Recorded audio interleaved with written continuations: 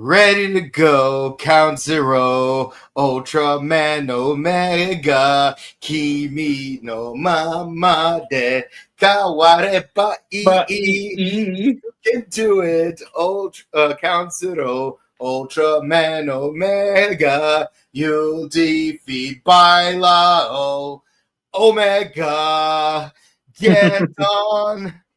I'm sorry, but like this season is already like too similar to Agito. Kamen Rider Agito. It's like there's so okay. All your okay. We need to get the Ultrazoid Z from Ultraman Z and bring it to the opening scene in this season, and then it really is Agito, because it's like that would be like the G3. Yeah, I mean, let's see. They both have Omega in their name. They both have lost memories. They both wear a gray shirt. Yeah, I know, it's very specific. And they both like noodles. Yep.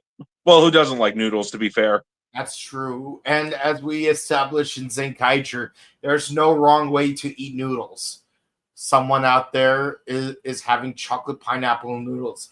I stand corrected. There is a wrong way to eat noodles. Yeah.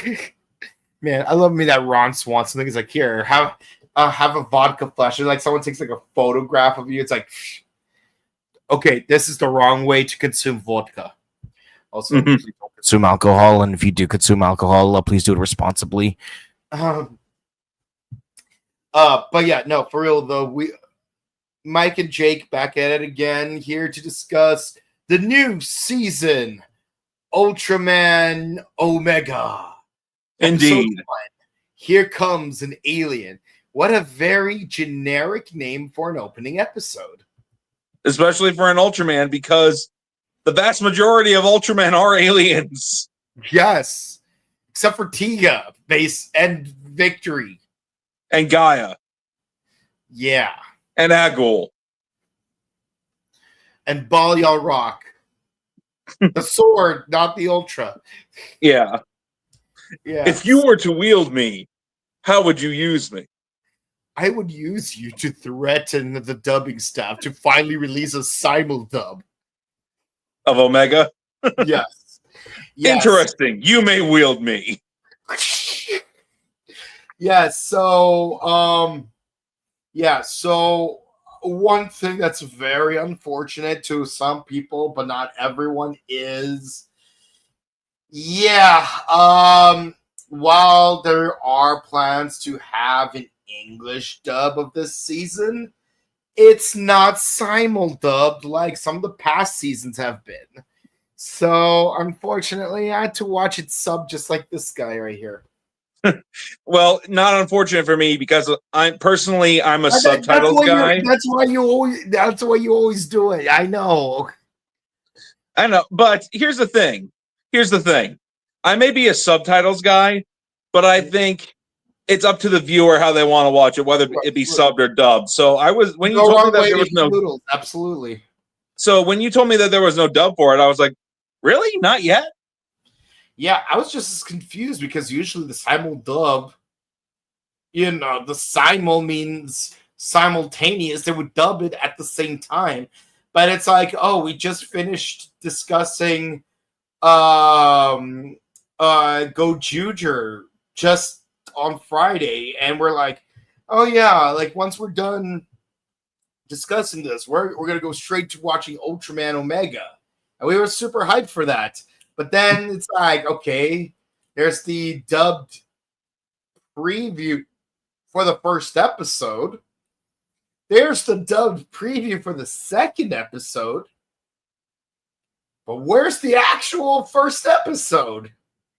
And then I noticed that, okay, so I see that the subbed version is already out. Okay. Maybe it's a situation where maybe we have to do it we have to watch the next day. Like how on a lot of shows nowadays, it's like they air it live on TV on one day and then add it to Hulu or Max the next day. So I'm thinking, okay, maybe Saturday I'll get to watch Omega dubbed. So you'll And get to watch them both. Sunday, still nothing. You're really trying my patience, Mr. Hooch. Yes, that's also another Mitchell and Webb reference. I know we make a lot of them, like the one about the evil voice. My God, Baron, she's doing the evil voice. Yeah, they're hilarious. Deal with it. You know, they may not be the baddies, but they are the baddest. But yeah, no, for real though, it's yeah, so I literally had to watch the episode subbed today. And you're thinking, but Kabuto, don't you already watch Gov subbed? Don't you already watch Gojuger subbed? Don't you already watch the original 1971 Kamen Rider subbed for 94 episodes already? Yes, but here's the thing though. This is Ultraman. This is not Kamen Rider. This is not Super Sentai. This is Ultraman. Super's just not enough. We need someone larger than life. Not for kids, though. Yeah. Plus, it's a mental reprieve. But I did just find out the same weekend that Netflix has a Russian dub of Squid Game. I did not know they had a Russian dub, but hey, at least you don't have to kaizoke on some shady Russian-speaking website where every 5 minutes you're interrupted by some sports gambling site. Yeah. The one that weirds me out the most is the one with the POV view of like some hockey player like barging into your room. It's like, hey, what are you doing? You can be placing bets on this. But he says that in Russian. I'm like, no, thank you. I just want to watch my illegally Russian dubbed American film, which I already legally have on DVD. But for some reason, certain people in my family refuse to watch said DVDs because they refuse to learn the language of a country in which they lived in for 30 years. Yeah. But yeah, so I had to watch Ultraman the old-fashioned way. So, yeah, so we start off like any other season of Ultraman with a space battle with a kaiju where Ultraman gets injured. Yeah, he's basically throwing around his Omega Slugger very much like Ultra 7. Yep. Tail is Ultra Time. Song is Ultra Rhyme. Ultraman Omega. Yeah, except here's the thing. With Ultra 7, his eye slugger was on the middle of his head going back, kind of like a mohawk. Yeah. Whereas with Omega, it's backwards and it's in front of his head. It goes from the middle of his head to like his forehead. This way as opposed to sloping that way. Yeah. Yeah, that was a weird thing for me because like when you take it off, it just kind of looks weird. I'm sure we'll get used to it. Just like I'm sure how we'll get used to Zetz's henshin sash. And not Ultraman Zet, Kamen Rider Zetz. Kamen Rider Zetz. Yes, the one that's being simulcasted to the US, Canada, Thailand, Taiwan, Hong Kong, South Korea, and Vietnam. Yes, I memorized every country it's going to be simulcasted to. And will it be simul-dubbed? A lot of people are speculating so because the trailer was in English. Want to find out more about our opinions on it, be sure to check out our discussion during our Rider Time archive of Kamen Rider 1971 episodes 91 through 94, which we streamed last night. But I'll say this. I cannot unsee Kamen Rider Revy, but in an Ichigo skin. For Zetz? Yeah. Yeah, I can see that. He looks exactly like Kamen Rider Revy, But what's really interesting is that a lot of Kamen Rider seasons in the last couple, let's just say for the past decade, they use a lot of recycled parts from older costumes, but that was typically not the case for like the main rider. It'd be interesting if there was an instance where the main rider is recycled from a bunch of like old rider suits. Yeah, like how some of the riders in Geo were reused from a bunch of rider suits, like Shinobi and Kikai and such. Yeah. Or how Vlam a la mode form has that Ringo shield from Gaim. Oh yeah. It's like you can't unsee that Ringo shield. Nope. Nope. Here we go. But yeah. So this Ultraman who looks very similar to the Earth. It's pronounced Zayarth. Zearth. Yeah. Yeah, it's not too often that you see an Ultraman with a red face. Yeah. The only instance we've encountered such a thing on this podcast thus far was literally Beta Smash. Yeah, so Zayarth, Beta Smash, and Omega. Yeah. And if you really, really, really want to go there, Red Man. Yeah. I still can't believe there's a Ultraman named Nice. Oh yeah, Ultraman Nice. Watch. Yeah, and you know how he transforms? By eating candy. Oh, I thought he transforms by doing this Moe Kyun. No, he has a watch that he opens up, and then he gets a piece of candy, and he eats it, and he turns into Ultraman Nice. Can you imagine? Hold on, was he Gob before Gob? Wait, can you imagine if he was voiced by what's his name? James Woods. Ooh, an Ultra Candy. Ooh, an Ultra Candy. Ooh, an Ultra Candy. Ooh, an Ultra Candy. Ooh, an Ultra Candy. Yeah, no. I love the fact that he reprised his role as Hades in the animated series. That's why he and Eartha Kitt are like way up there in the Disney voice acting community.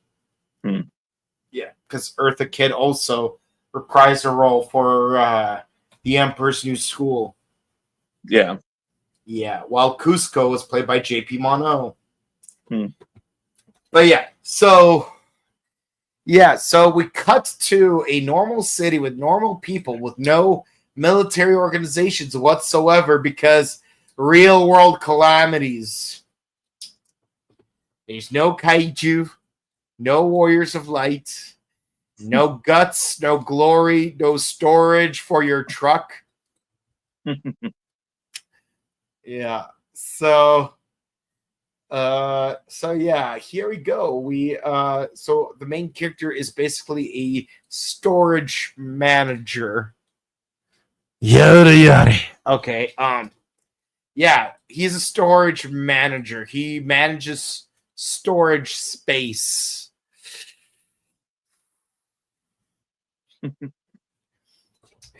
It's really hard to say that word because we just finished Zeto. Yeah. Sorry, Zed. Yeah. So it's like you're forcing me to walk into this one. You're forcing me to swim in this one. It's like a sand trap or a tar pit. It's a dad joke tar pit you forced me into, Tsuburaya. Okay.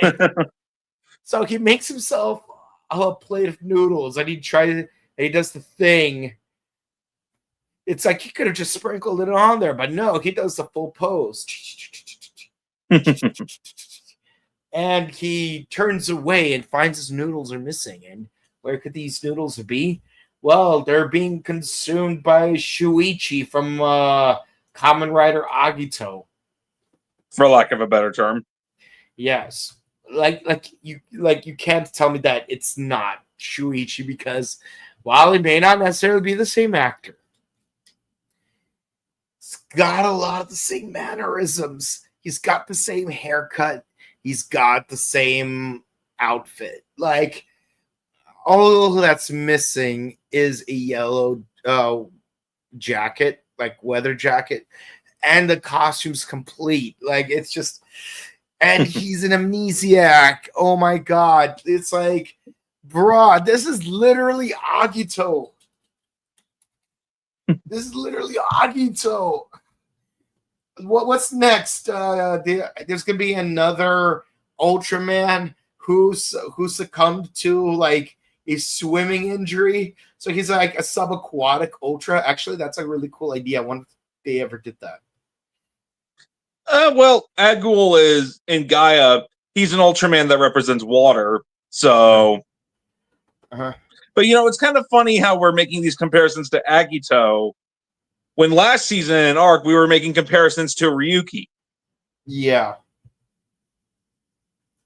And now we're making comparisons. And in Blazar, we're making comparisons to Kuga because someone's not spending time with their kid. Yeah. Yeah, so we're introduced to our main character whose name is Kosei Hoshimi. That's our human protagonist, because we can't have nice things where a human turns into an Ultra. For the first time, an Ultra fully transforms into a human. And I don't mean, he's going to like mimic the form of a human that he once possessed the body of. I mean, he straight up changes into a human. Not the first time that's happened in Ultraman. Like Ultra 7, Leo, and 80, for example, all made their own Ultra hosts. It is for me. Oh man, we're still gonna have to do Ace, Leo, Taro, and Jack at some point. Yeah. Yeah. And 80, and Great, and Powered, and the animated one.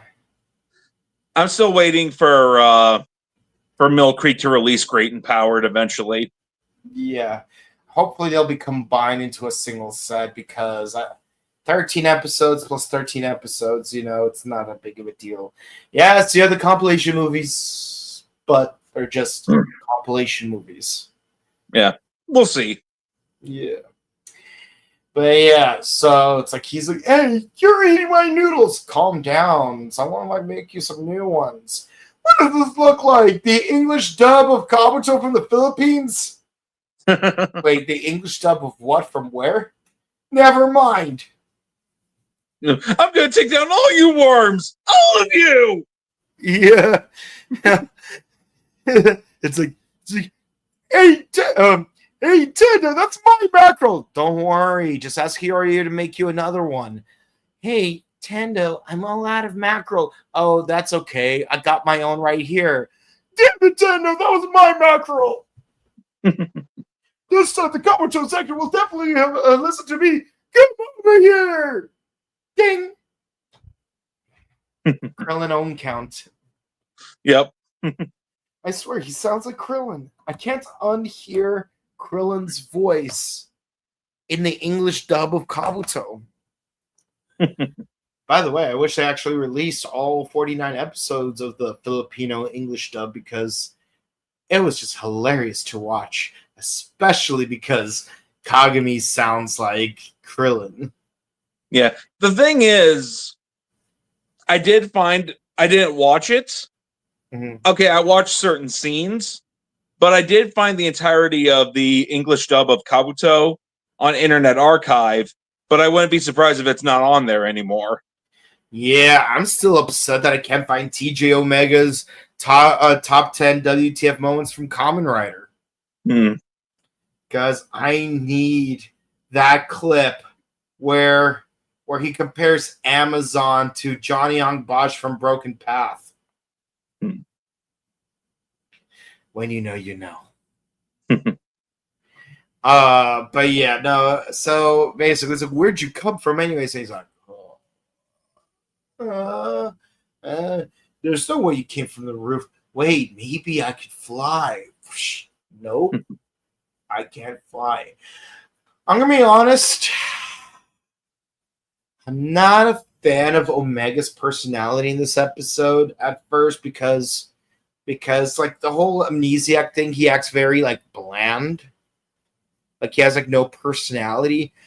Like I'm gonna give it the benefit of the doubt this episode just because it's like, oh, he's an amnesiac, so like maybe he doesn't know what his regular like personality is like to begin with. But you know, if this is gonna be a regular thing for the next 12 episodes, we're gonna have problems. Yeah. I mean, don't get me wrong, it's still not as bad as Arc, but Yeah. Yeah, we're only I was gonna save this for like the ratings, but I might as well say it now. We're only one episode in and I already like Omega more than Arc. you know, it's funny. I only saw that 3-minute clip of Dimensions in Danger where they're on that bridge, and I'm like, we're only 3 random minutes in, and I already like this more than the entire extended broadcast of Legendary War. Man, freaking Legendary War. Oh yeah. We can finally win this war. They're dropping like what? Oh my goodness. Do you guys have to comment on every single freaking thing you do? See, you know what line from Samurai I remember the most? What? In the entire 44 episode run, including the Christmas and Halloween specials and the Clash of the Red Rangers specials. You know which one line I remember the most? It lives in my head rent free. From episode 3 or 5, depending on how you watched it. Next time, use less because you're making me useless. Oh my gosh. Yeah, it's from the episode with the Beetlezord. Yeah. Yeah. Next time, use less because you're making me useless.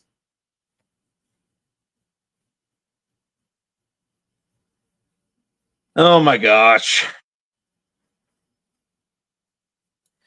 Yeah, so, yeah, no. Yeah, you know what? That reminds me. You know what I saw on Ranger Board back in 2011 when Samurai was airing? A guy legitimately posted on there, Samurai is just as serious as RPM. I'm like, dude, are we watching the same show?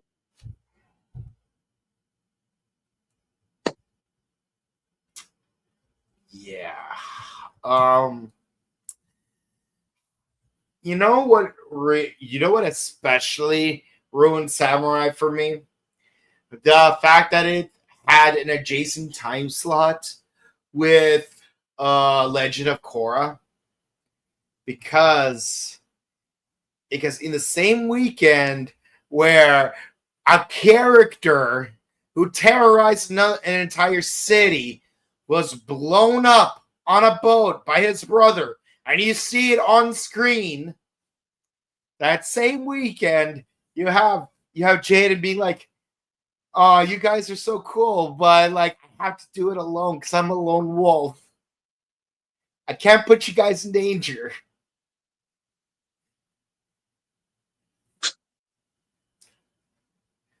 It's those mandates, man.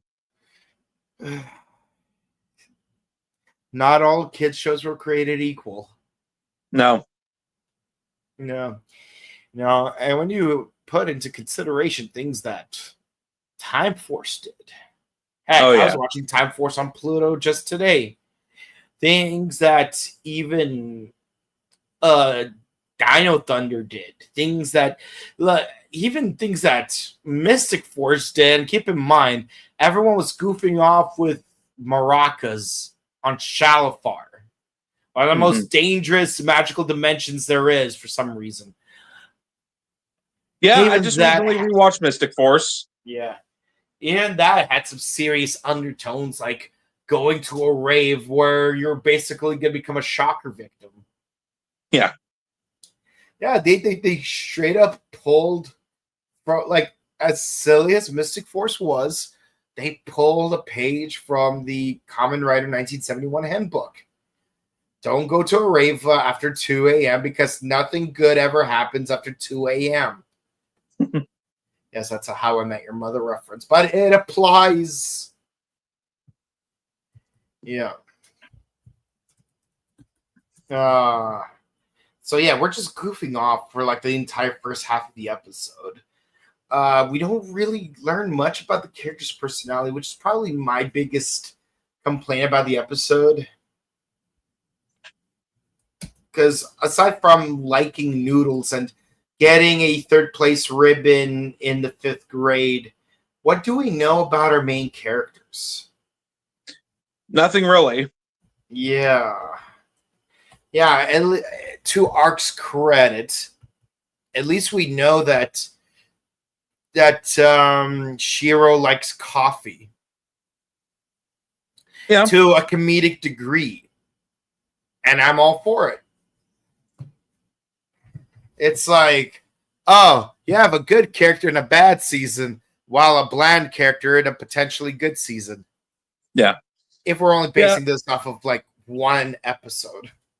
Yeah, but we're still just one episode in, and like you said, give it the benefit of the doubt for now. So yeah, I just think they could have done a better job of introducing some of the characters, especially when we look at past seasons. Because, like, again, like even with Arc, we have the flashback that yes, Yuma lives with his grandma. Something bad happened to his parents involving the Monohorn. In Blazar, we know that Gento is a tactical expert, and he has seen some traumatic things, and he had some kind of experience that caused him to become Blazar. Mm-hmm. One that still doesn't make too much sense, if you ask me, but they didn't do a good job explaining that either, did they? Like, I mean, I get the whole grab my hand part once he's inside that portal, but how do you get inside that portal to begin with? Daichi, like we find out that like his parents potentially died while having an encounter with Gomora. Yeah. Yeah.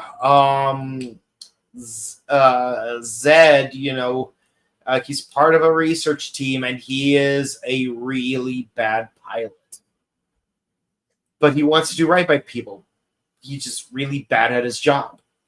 Mm. So, like, we learn things about characters. Weirdly enough, in Tiga, we learn more about the other members of Guts more than we learn about Daigo. Yeah, and in Changeman, completely unrelated, we learn more about Gozma than we do the actual Changemen. or in Jetman, we learn more about Maria than we learn about Rio. Yeah. Oh man, good times. We're so dead. That's also a Krillin reference. But yeah, randomly a drill kaiju shows up and starts making a mess of the city, and inexplicably in the chaos, Homeboy finds himself falling from the sky, but then lands safely because he's caught by Omega. Yeah, not gonna lie, this is a cool looking kaiju. I mean, the drill forehead thing. Yeah, it could have went with that narwhal looking one, but thankfully they didn't. This one looks very unique. You mean Gubira? Yeah. Yeah, this kaiju, the name is easy for me to remember, Grime. Yeah. Because it makes me think of Gaim. Except it's not Gaim at all, it's Grime. Yeah, like the guy from The Simpsons. Hello, Grimy. I was thinking that too. Grimy. Or Grimy, as he fondly liked to be called. Oh man, that funeral scene. Yeah. So yeah, Omega's just like observing how people are responding to the kaiju attack, and how one little girl was practically abandoned. It's like, oh snap! People, the actions have consequences. people have emotions. That's crazy to learn. I hope I could learn to have emotions, but first I need to know what my name is because I don't remember my name. How do you speak? Like, if your amnesia is that serious, how do you like know how to speak Japanese? Toku logic. Yeah. Oh yeah, it's like when they're speaking Namekian, it's like we shall use the universal language, English. Yeah, tokura na may na bond.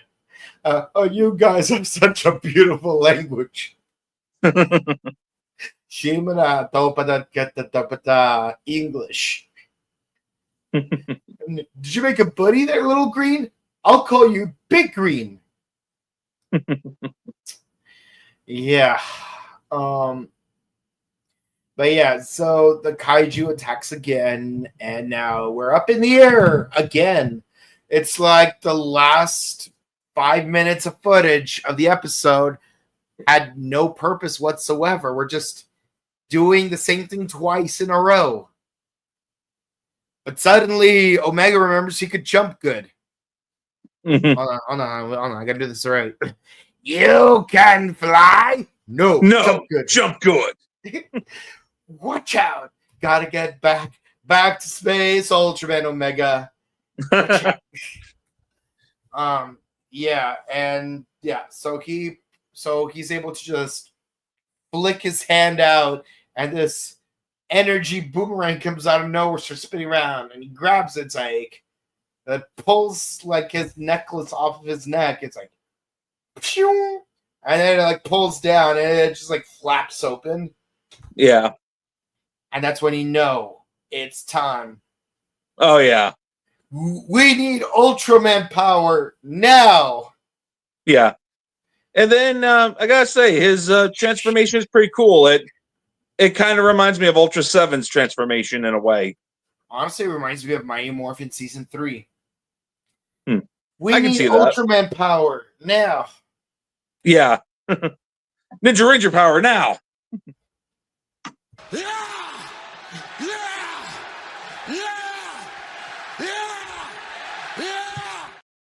Yeah. And yeah, they start fighting. Nothing too remarkable happens in this fight. Oh, but we do have to catch someone. And there's a part where like, oh yeah, he is like trapped in the rubble. And like he's like, Oba-chan gaiteta. I can fly. Yep. Yeah, like, and then he starts flying.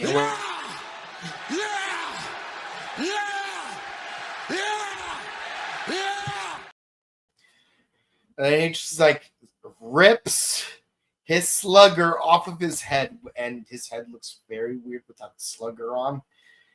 And he just rolls past the kaiju. It's like you know how in Super Sentai when they have an Ultra Sword, they just have a bunch of wheels on their legs, so they just roll forward. They're not even like moving their legs; they're just rolling forward. Yeah, that's what it felt like. He's like, and just slices the kaiju into bits, including the lobbing off his horn. Again, like Ultra 7. Yep.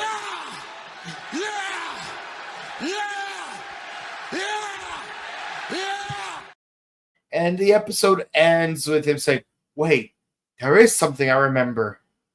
My name is Sheikh Zola, the Mike Zola, the old schooler. I want to drink. No, I'm just kidding. No. His name is Omega. Ready to go wild. No, I'm just wrong. Kidding. Omega. No, it's E123 Omega. I am perfect. I am perfection. I am perfection. I am perfection. It's from Sonic Forces. Yeah. I swear that the episode Shadow was a creepypasta. It could have been with the whole, Phantom Ruby and such. You know, the crazy part is that Sonic Forces had a plot very similar to Sonic.exe. Like, someone actually made a full story for Sonic.exe. Like, a full story with a full game for it. Like, props for you programming that. And then you play through Sonic Forces, and it's like, man, this is very similar to Sonic.exe. But then when you play the new update to Sonic.exe, they changed the dialogue to include the Phantom Ruby. The official source copied the fan material. Why are you, the fan material, copying the official source, copying you? Yeah, I know about that. That's crazy. Why did you go with that? But yeah, so like with Phantom Ruby, it's like I am perfection. And then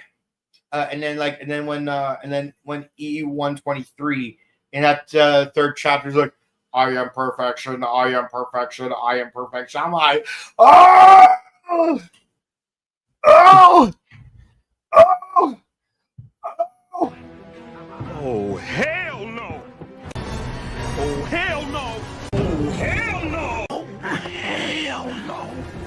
Oh, hell no! Oh, hell no! Oh, hell no! Yeah, absolutely. Like, you know, like, yeah, he's Omega. That's where our episode ends. Yep. Yeah, like I said, this episode was very Mid! it's like I like the concept that they went with for some of the stuff, and I do like the slugger design. I especially love the slugger design, but the characters were just kind of boring today. I'm here to tell you right now, we don't care. Let me tell you something. We don't care. Jerry. It's just like, again, as far as the main character, as far as Omega goes, I'll give him the benefit of the doubt this episode, just this episode, because, like, you know, he's an amnesiac, but I'm not given much material to work with for, like, wanting to see more of these characters. Now the gimmick of, like, turning kaiju into weapons, that is something I'm more curious about, and I can't wait to see it, like, when we get into that in future episodes. But not the best starting episode, in my opinion. 8 out of 10. Yeah, I give it an 8.5 out of 10. It definitely had cool moments. Like, I like Omega's design. And I like, you know, how his slugger opens up and how very much Ultra 7, like it's how he throws it and whatnot. And Grime was a cool kaiju looking design. But yeah, he just, since he was an amnesiac, he was kind of bland, which I get what they're going for, but I kind of feel like maybe he'd have more of a personality. Yeah, like, because, you know, I've seen other amnesiacs in fiction to where, like, they still have a personality. So, but yeah, it's just the first episode, so I'm sure we'll learn more about his past and his memories and what his personality is like as the show goes on. Yeah. But yeah, let us know what you guys thought about this episode. Omega is indeed similar to Agito. Mm-hmm. Yeah. Okay. Yeah, I mean, I can't get over that. Yeah. I mean, and do you have any other thoughts about the whole Agito connection? No, not really. Okay. Okay, next comment. Let's see. I hope Balial Rock come a cameo since we got weapons based on kaiju. That'd be interesting. Yeah, I like Balial Rock. He is such a troll, and I'm here for it. If you were to wield me, what would you do?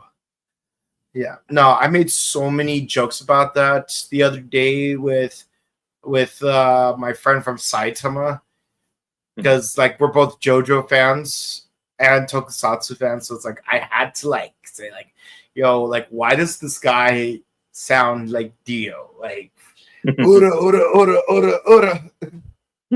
Oh, sorry, Muda Muda Muda. Also, I know it's a lot of marketing for Z. Is there a thing coming up for that? No, just Zet became a popular Ultraman. He's Zero's disciple. Zero is popular. Tsuburaya just likes to advertise certain ultras. I noticed that they're not promotions for that Ultra Cape thing. Yeah, it's interesting how Zet, as recent as he is, gets a mantle, but Mabius, he doesn't get a mantle. It's like Mabius can't be a rookie forever. I can't wait to watch Mabius, even though there's 4 movies. Yes, unlike Cosmos, who only has 3 movies, Mabius has 4 movies. I wonder how that worked out calendar-wise. Hey, Jake, what are your thoughts on Zets?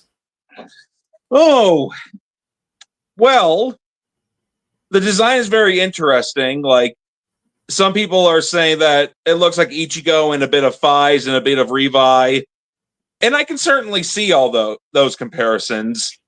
It's taking me a little while to get used to the Henshin sash. Yeah, I made the joke of like Taya Koka. Tiger Kokon. So, but the design looks cool. There's a part of me that wishes that was still a traditional Henshin belt, but I understand doing different things. I mean, like Amazon had the arm bracelets. Hibiki had the tuning fork, for example. Some of the riders in Kabuto, wristwatch, gun, sword. While Drive had both. Yeah. Yeah. It's so I'm looking forward to checking out Zets. I hope it's a good show, and I'm interested to see how like the toy works out for the belt, for the sash, the Henshin sash. Yeah, I know that the gimmick toy are basically spherical. Spherical.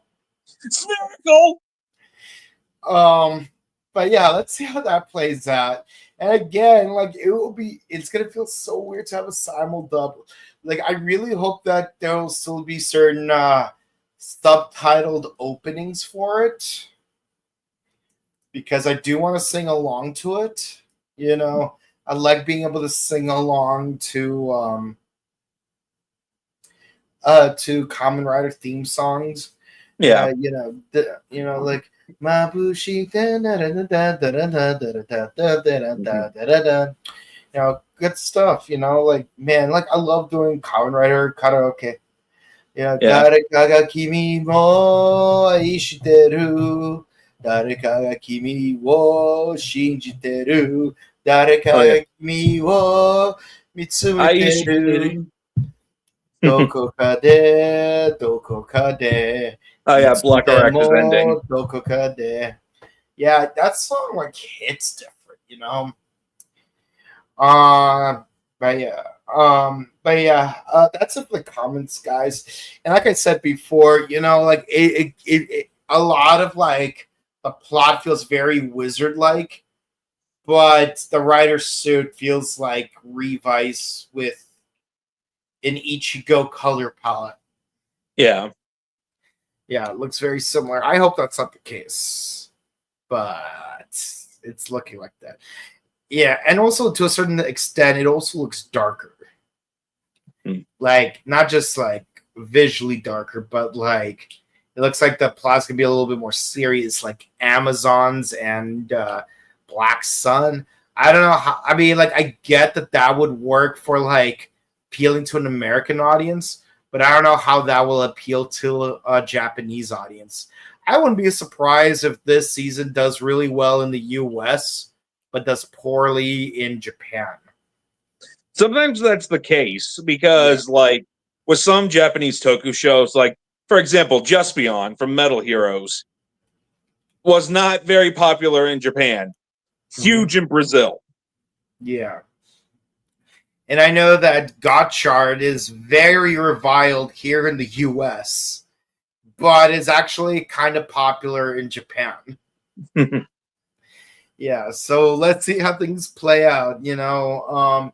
But if you enjoy watching us discuss this opening episode of Ultraman Omega, please be sure to comment, like, and subscribe to us on YouTube, Facebook, Twitter, Instagram, ding the bell icon, stay notified for our latest videos, and be sure to share our videos because it helps us out with the algorithm. We only need 40 more subscribers on YouTube to reach the 3K milestone, and which we will celebrate by reviewing the 30th anniversary of the Mighty Morphin Power Rangers movie. That's right. We're going to review it right here on this channel. We haven't done that before. We're overdue for it. And it's going to be a good old time. And be sure to check out all of our other Toku content on this channel, which consists of Ultraman Omega on Monday. I almost said arc. I got so used to saying like older seasons. Kamen Rider Gav on Wednesdays, number 1 Sentai Go Juju on Thursdays, and we're almost done with the original 1971 Kamen Rider, the last 4 episodes of which we will be discussing this upcoming Sunday. Then we're going to do the 45th anniversary movie, and then we're going to spin the wheel to see what season we'll be discussing next. But we finally made it. We're finally towards the end of Ichigo. Now we're going to have to repeat that whole process with Cosmos, but thankfully we won't have to worry about that till Omega is over. So here we are. So that's what we're going to do after Omega?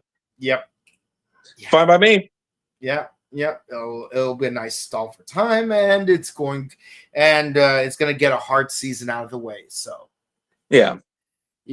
And of course, with that in mind, also check out our interviews from various conventions. We recently uploaded our interviews with all 3 VR troopers. That's right. Brad Hawkins as Ryan Steele, Mike Hollander as JB Reese, and Sarah Joy Brown as Caitlin Starr. All 3 of those interviews are up on our YouTube channel. Be sure to check those out. We still have a lot of interviews left for us to upload, so we have no shortage of content for you guys to enjoy. Also, check out our sister channel, The Buttery Show, where we discuss various movies and TV shows. We finished Cheat Quads, we finished the Karate Kid month, and stick around for all of our other content. So we love you guys. And if you want to say hi to us online, where can the people find you? You can find me at youtube.com/AxelRanger. And you can find me on Instagram at Belkin_Kabuto. And if you want to say hi to us in person, you can say hi to him this weekend at the Hyatt in Chicago, Illinois, at G-Fest, July 11th to the 13th.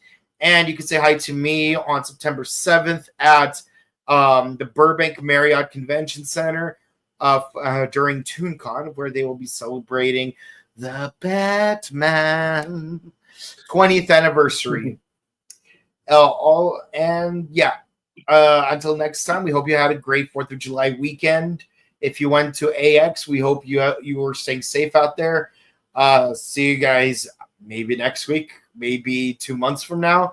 But either way, we love you guys. Thank you for all the support.